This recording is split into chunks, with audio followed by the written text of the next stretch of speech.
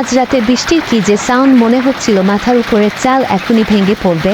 আমরা তো সবাই ভয়ে আতঙ্কিত হয়ে পড়েছিলাম। অনেক বড় বড় বৃষ্টির শিলা পড়তেছিল আমাদের বাড়ির উঠোনে। আমরা ভয়ে কাঁপাকাঁপি শুরু করে দিয়েছিলাম, তবুও অনেক ভালো লেগেছে।